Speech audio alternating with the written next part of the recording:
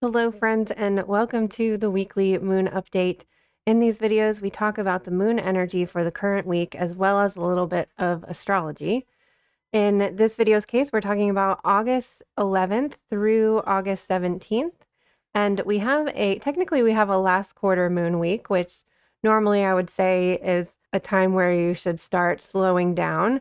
But the last quarter moon is not happening until the very end of the week on Saturday. So since we just had our full moon last week, we've still got a lot of light, a lot of energy with a waning gibbous moon. So a gibbous moon is more than half lit, so we still have a lot of light and a lot of energy. We're also closing out the Lionsgate portal this week, so we still have like very big spiritual energy like we did last week. And Mercury is also going direct on Monday. So we've got a lot of positive energy, big spiritual energy, and hopefully with Mercury going direct, you are finding that the messages that you may have received over the Lionsgate portal weeks are maybe kind of sinking in and making sense for you now that Mercury is direct. So we've got a lot to talk about today. We actually have extra oracle cards today too. So let's jump right into it.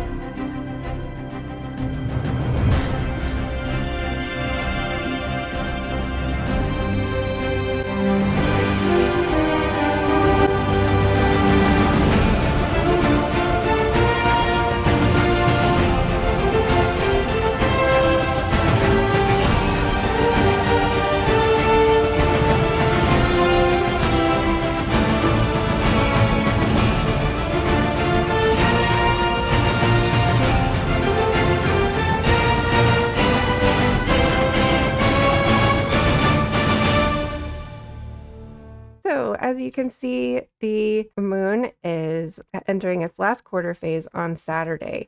So that means the entirety of the week is a waning gibbous moon.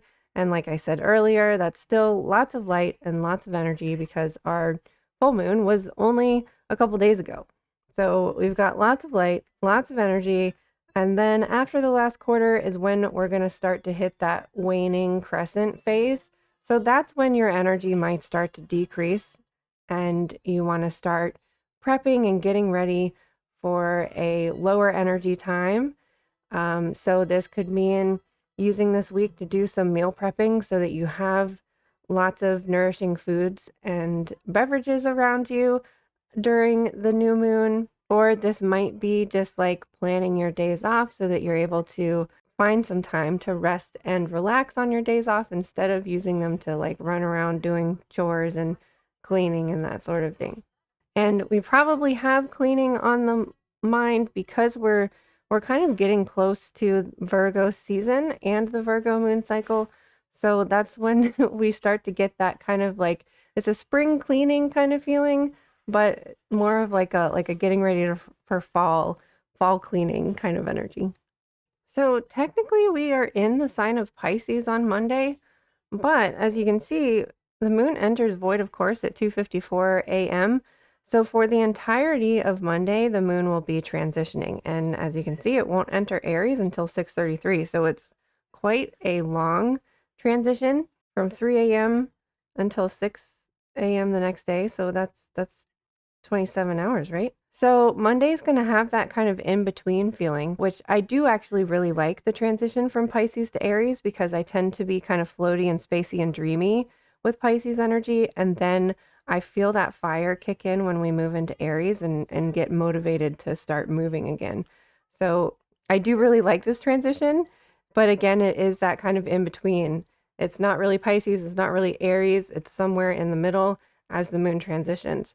We've been having these really long void of course times the last month or so, And I really do notice that there is this absence of a sign, and we're very limited to when we're really feeling when the moon is in Aries or when the moon is in Pisces. Like when the moon is in a specific sign, we've been very limited with how long it actually stays there, or that you can actually like feel that energy. Also happening on Monday is Mercury is going direct. We all love when we step out of a Mercury retrograde. The energy does kind of linger for a week or two afterwards, but hopefully we're going to start feeling this shift and having things not go so haywire. If you've been experiencing any technological difficulties or communication difficulties, hopefully that's going to subside starting this week. So we're going to move into Aries at 6:33 a.m. on Tuesday. So we'll be in Aries all day Tuesday and most of Wednesday as well. But then it's going to start to transition Wednesday evening, and we'll move into Taurus at 9:22 a.m. Thursday. So the middle of the week is probably going to be when you're the most productive. So this would be the time to like schedule your massage for next week or start doing your meal prepping. Aries is really a really good day to like run around doing all those errands, going grocery shopping and doing all those miscellaneous things that you need to do, because Aries is spring energy. It lights a fire under your ass, like literally. So the middle of the week is probably going to be Tuesday and Wednesday is probably going to be the best day to schedule all of your to-dos, the things that take the most time and take the most energy, because when we move into Taurus on Thursday, that's an earth sign, and Taurus is out of all of the earth signs, I feel like Taurus is the slowest. It's just that one step at a time. Taurus is the symbol of the bull, but I also compare Taurus energy to elephant energy, just like you think of those slow, heavy steps. This is the time of year when the plants are really establishing their roots. They've had their first shoots come up from the ground in springtime, and Taurus season is when they like really get those roots deep down into the ground and establish those, as well as like a nice sturdy stalk. So it just has this heavier, solid kind of energy to it. So we'll be closing out the week a little bit slower than this Aries energy at the beginning of the week that has us kind of moving a little bit faster. So we'll be in Taurus energy all day Thursday and all day Friday. And then finally, we have a little quick transition here. Saturday, early morning at 1:11 a.m., the moon will start to transition, and it will only take about an hour, actually more like 50 minutes, to move into Gemini. So we're having us a nice, fun, playful last quarter Gemini moon. Gemini is also talkative and playful. It's probably going to be more talkative than usual because of Mercury going direct. So there's just more communication lines open for us at this time. Mercury is moving forward, because remember, we're still in retrograde-apalooza. We still got Pluto, Saturn, Neptune, and next month we'll have Uranus as well. So these planets that are direct and are moving forward now, as of this week, are Mercury, Mars, Venus, and Jupiter. So these are like really wonderful planets to have us anchored in and moving forward, I think, because those outer planets are like those bigger transformations and bigger picture things happening. So I really love that starting this week we can kind of have those closer planets to us moving forward and hopefully helping us communicate what our needs are, what our problems are, helping us to take action, deliberate action, and also heart-centered action as well, with Venus being direct as well. So like I said at the beginning, I mean, the energy of this week just feels, I don't know, it feels good. It feels like we had this new information coming in with the Lionsgate portal, and there's just this kind of like cleansing feel to it of this week. And also with the oracle cards that we're about to discuss, there's just this kind of like just a good feeling this week. So our first card here is coming from the Sacred Spirit deck, and because our card here is in Ascended Masters, I decided to choose an additional card from the Ascended Masters deck as well. So Ascended Masters create open communication. And just that like keyword on the card has that Mercury is direct. We're now able to communicate clearly and understand the messages that we're receiving clearly. So throughout time, human beings have looked to spiritual teachers, gurus, and philosophers for guidance and wisdom in their everyday lives. Regardless of religious background or affiliation, people gravitate towards those who have achieved levels of ascension on the physical plane. Philosophers, ascended masters, spiritual gurus, and leaders enable those seeking wisdom or higher states of well-being and consciousness to connect to something bigger than themselves in this dimensional experience. While there are many ascended masters across the realm of ascension, they are still on differing levels of ascension. These inner planes assist those seeking wisdom, connecting to specific energies such as the light rays. And when working with these frequencies or energies, be sure to always invoke or request the aspects that exist within 100% pure light frequencies.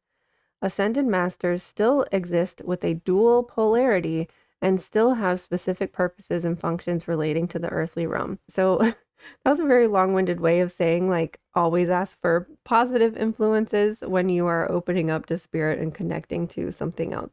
Have set the intention to be focusing on something for the highest good so that you're not calling in negative energies to yourself. So right now, you are required to connect to higher wisdom previously shared with a collective purpose. Daily rituals and routine are essential to establish stability through decision-making processes. Open your mind and vision to signs and symbols from the Ascended Master realm. Many masters are associated with animals and symbols. Pay attention to art and imagery that you may feel emotionally or strongly connected to now as you are being guided divinely. Be consciously aware that the masters are working behind the scenes in your life to achieve a greater outcome. Karmic planning and your unique energetic blueprint require certain learning experiences and events for you to grow and expand your soul and spirit into a new state of awareness. The crystal they recommend is Hiddenite, which I've never heard of before. And the angel assistance is Archangel Metatron for channeling higher wisdom. The affirmation is, I am a clear channel of divine knowledge. I share this wisdom with compassion and confidence.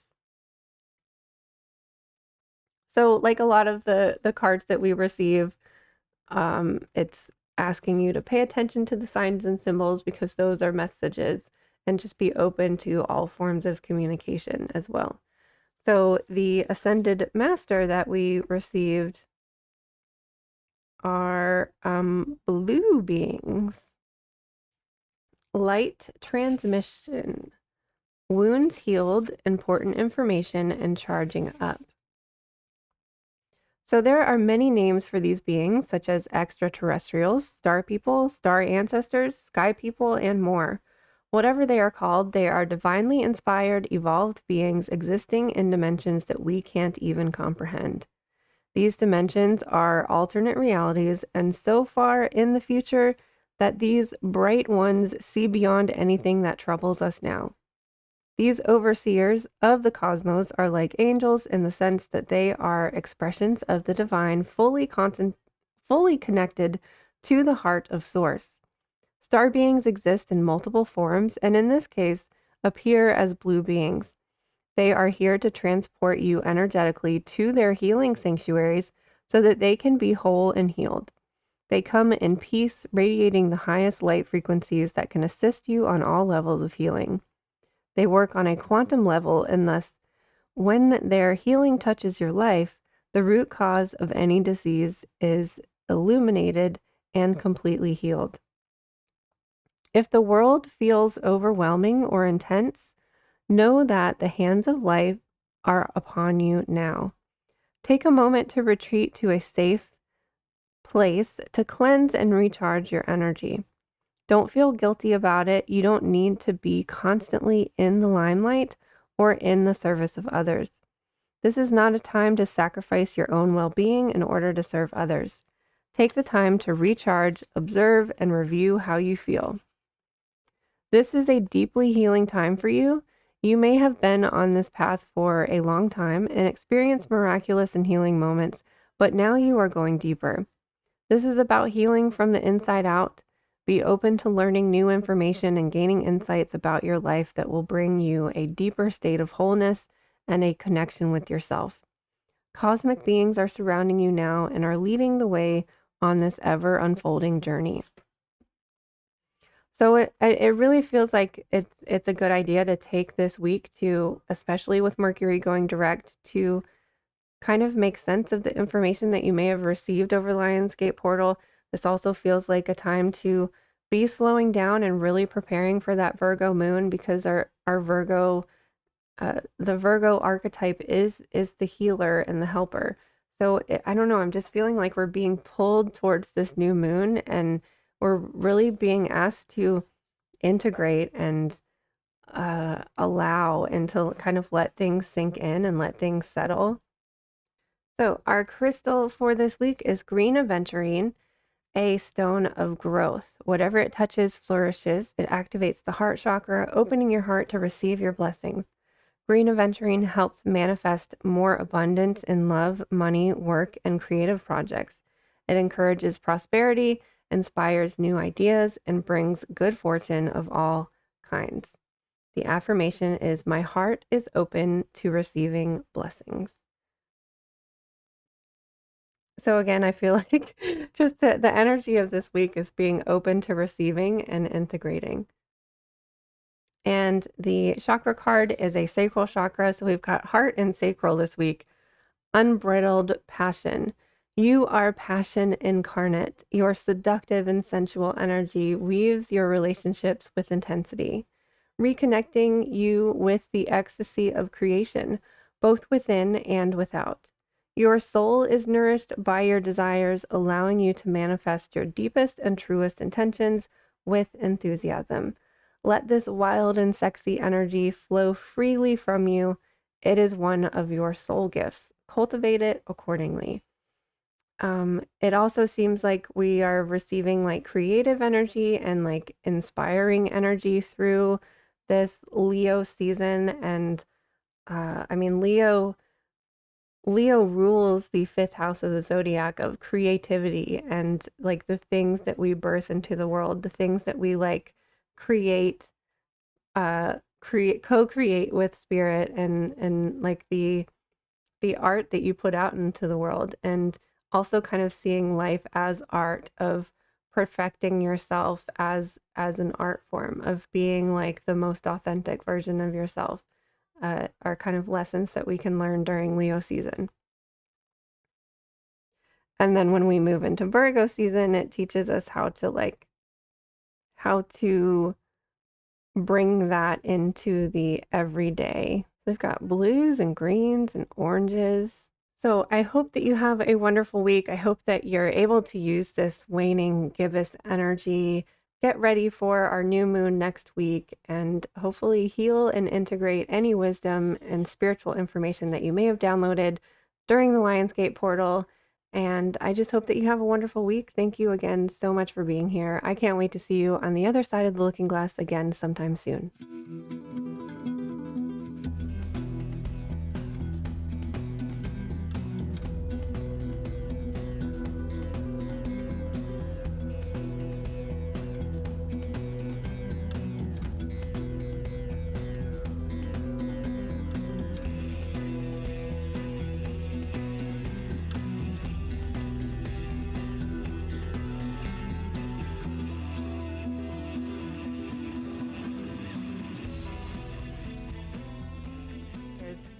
uh, uh, um, uh, um, um, uh, um, um, um, um, um,